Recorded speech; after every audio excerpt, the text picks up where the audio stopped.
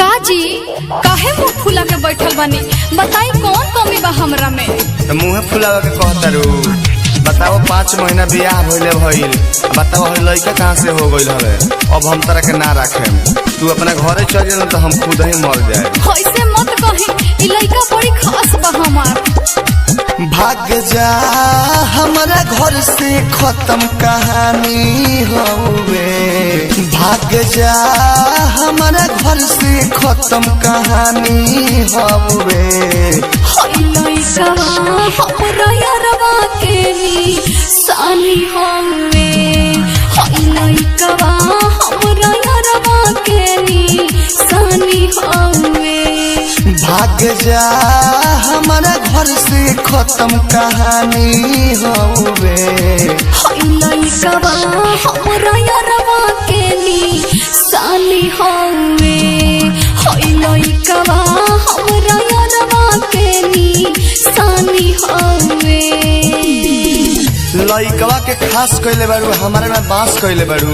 रुका तरह के बताओ तनी, बताओ समाज में काम एंटरटेनमेंट बालाजी रिकॉर्डिंग स्टूडियो जादू। तोहरा से शादी करके बड़ी गलती कईनी। माई बाप के बात मानी कहीं के न भईनी। माफ को दिनोई होर में हो गइल नदानी। अब घर में रहे दी हमके हाथ जोड़तानी। तोरा नजरी के गिर गइल पानी हवे। तोरा नजरी के गिर गइल पानी हवे। लड़का हमरा यारवा के निशानी हवे। लड़का हमरा यारवा के निशानी हवे। बड़ी यार कइले बारू तारा यारो के फारतनी तोहरो के फारतनी।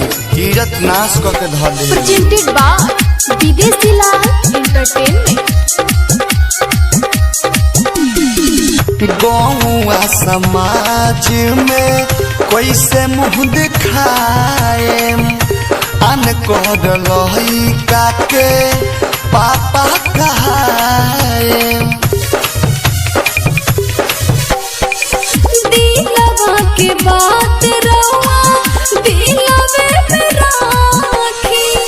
दूर के विदेशी लाल यादव ऐसे जानी डाटी। तोरा नजरी के गिर गइल पानी हवे। तोरा नजरी के गिर गइल पानी हवे। लड़का हमरा यारवा के निशानी हवे।